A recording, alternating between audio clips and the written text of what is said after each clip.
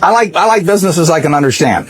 We'll start with it. That narrows it down about 90%. And I mean, there's all kinds of things I don't understand, but fortunately, there's enough I do understand. And you got this big wide world out there. Almost every company's publicly owned. So you got all American business practically available to you. Now, to start with, it doesn't make sense to go with things that you think you can understand, but you can understand some things. I can understand this. I mean, you can understand this. Anybody can understand this. I mean, this is a product that basically hasn't been changed much. They got it the cherry.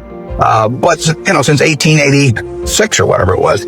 And it's a simple business. It's not an easy business. I don't want a business that's easy for competitors. So I want a business with a moat around it. I want a very valuable castle in the middle. And then I want the duke who's in charge of that castle to be honest and hardworking and able. And then I want a big moat around the castle. And that moat can be various things. The moat in a business like our auto insurance business at Geico is low cost. I mean, people have to buy auto insurance, so everybody's going to have one auto insurance policy per car, basically, or per driver. And I can't sell them 20, but they have to buy one. What are they going to buy it on? They're going to buy it based on service and cost.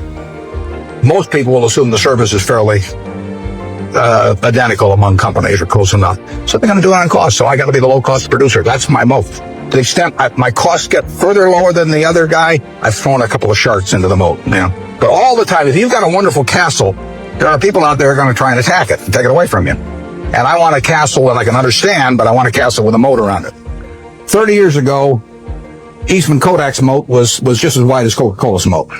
I mean, if you were going to take a picture of your 6-month-old baby, and you're going to want to look at that picture 20 years from now, and you're going to look at it 50 years from now, and you're never going to get a chance. I mean, you're not a professional photographer so that you can evaluate what's going to look good 20 or 50 years ago. What is in your mind about that photography company is what counts, because they are promising you that the picture you take today is going to be terrific to look at 20 or 30 or 50 years from now about something that's very important to you, maybe your own child or whatever it may be. Well, Kodak had that in spades 30 years ago. They owned that. They had what I call share of mind. Forget about share of market, share of mind. They had something in everybody's mind around the country, around the world, with a little yellow box and everything, that said Kodak is the best. It's priceless. They've lost some of that. They haven't lost it all, and not due to George Fisher. George is doing a great job. But they let that moat narrow. They let Fuji come and start narrowing the moat in various ways. They let them get into the Olympics and take away that special aspect. This only Kodak was fit to photograph the Olympics. So Fuji gets there, and immediately in people's minds, Fuji becomes more at a parity with Kodak. You haven't seen that with Coke. Coke's moat is wider now than it was 30 years ago. You can't see the moat day by day, but every time, the infrastructure gets built in some country that isn't yet profitable for Coke, but will be 20 years from now, the moat is widening a little bit. Things are all the time changing that moat in one direction or another. 10 years from now, you can see the difference. Our managers of the businesses we run, I've got one message to them, which is to widen the moat. And we want to throw crocodiles and sharks and everything else, gators, I guess, into the moat to keep away competitors. And that comes about through service. It comes about through quality of product. It comes about through cost. It comes about sometimes through patent. It comes about through real estate location. So that's the business I'm looking for. Now, what kind of businesses am I going to find like that? Well, I'm going to find them in simple products, because I'm not going to be able to figure out what the moat's going to look like for Oracle or Lotus or Microsoft 10 years from now. I mean, Gates is the best businessman I've ever run into, and they've got a hell of a position, but I really don't know what that business is going to look like 10 years from now. And I certainly don't know what his competitors' businesses are going to look like 10 years from now.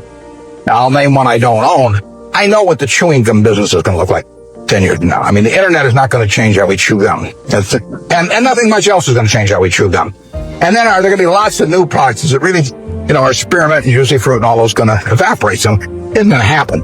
You give me $1 billion and tell me to go into the chewing gum business and try and make a real dent in Wrigley's, I can't do it. And that's the way I think about business. I say to myself, give me $1 billion and how much can I hurt the guy? Give me $10 billion. Give me $10 billion and how much can I hurt Coca-Cola around the world? I can't do it. Well, those are good businesses. Now give me some money and tell me to hurt somebody in some other fields, and I can figure out how to do it. So I want a simple business, easy to understand, great economics now, honest and able management, and then I can see about, in a general way, where they're going to be 10 years from now. And if I can't see where they're going to be 10 years from now, I don't want to buy it. Basically, I don't want to buy any stock where if they close the New York Stock Exchange tomorrow for 5 years, I won't be happy owning it. I buy a farm and I don't get a quote on it for 5 years, and I'm happy if the farm does okay. I buy an apartment house, don't get a quote on it for 5 years. I'm happy if the apartment house produces the returns that I expect. But people buy a stock and they look at the price the next morning and they decide whether they're doing well or not doing well. It's crazy because they're buying a piece of a business. That's what Graham, the most fundamental part of what he taught me. You're not buying a stock, you're buying a part ownership in a business. You will do well if the business does well and if you didn't pay a totally silly price. And that's what it's all about. And you ought to buy businesses you understand. Warren Buffett starts with one idea most people skip right past. I like businesses I can understand. That might sound simple, even boring. But according to the most recent National Financial Capability Study, NFCS, 38% of retail investors reported investing in products they did not fully understand. The result of this can often be losses, panic selling, regret. Buffett flips the script. He doesn't chase hype. He filters out 90% of companies and focuses only on those within what he calls his circle of competence. Peter Lynch once said, "Never invest in any idea you can't illustrate with a crayon." And he's right. Dalbar and Morningstar both emphasize that investors who avoid behavioral mistakes like chasing trends or market timing tend to have better outcomes. But Buffett doesn't just look for clarity, he looks for castles with moats. Not literal castles, of course, but businesses that are valuable, protected, and run by honest leaders. So what's a moat in business terms? It's anything that protects a company from the competition. Low-cost structures, strong brand loyalty, patents, networks, or wide-scale distribution. Buffett's not interested in castles anyone can storm. He wants crocodiles in the moat. Like Coca-Cola, a brand worth approximately $307 billion in market capitalization as of June 2025, commanding nearly half the global soft drink market. By contrast, Kodak, once the photography king with 90% market share. But it stopped innovating, and Fuji slipped in. Kodak filed for bankruptcy in 2012. Moat gone. Game over. Buffett's philosophy is about dominance through simplicity. He says, "I don't know what Oracle or Microsoft will look like in 10 years, but I know what chewing gum will look like." That's not a punchline, it's a strategy. Wrigley's gum business has had over 35% market share for 2 decades, and the global market has remained steady at approximately $28 to $33 billion in 2024. BlackRock's 2024 report supports this approach. Companies in slow-moving sectors like food and household goods often show lower volatility and are favored during periods of market turbulence. That's why Buffett loves businesses like Geico, one of Berkshire Hathaway's crown jewels. In the competitive world of auto insurance, Geico thrives through cost leadership. In 2024, the US auto insurance market hit $364 billion. Geico's market share is over 12%, up from circa 2.0% in the 1990s. That's not flashy, but it's a cash printing machine. Still, having a moat isn't enough. The best companies widen their moat with smart marketing, ongoing innovation, and relentless reinvestment.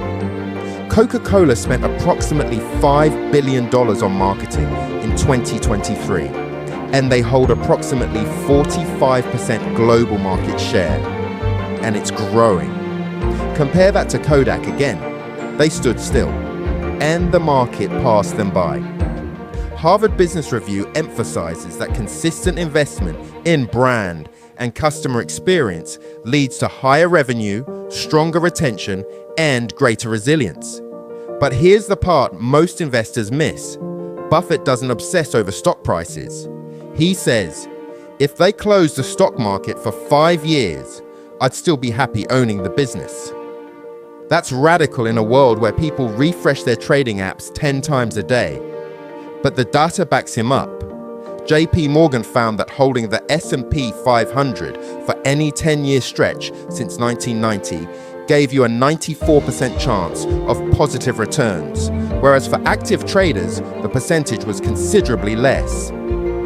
Many academic finance journals cite that long-term investors beat day traders by an average of 3.4% a year. Buffett's last, and maybe most important rule, is that you're not buying a stock, you're buying part of a business. Research published by the National Bureau of Economic Research and affiliated economists does support the idea that investors who adopt a long-term, ownership-oriented mindset, viewing stocks as ownership in businesses rather than as gambling instruments, report higher satisfaction and achieve better financial outcomes. That's the secret behind university endowments and billionaire family offices. They invest with conviction, not emotion. So here's the message. Understand what you own. Choose wisely. Then stay the course.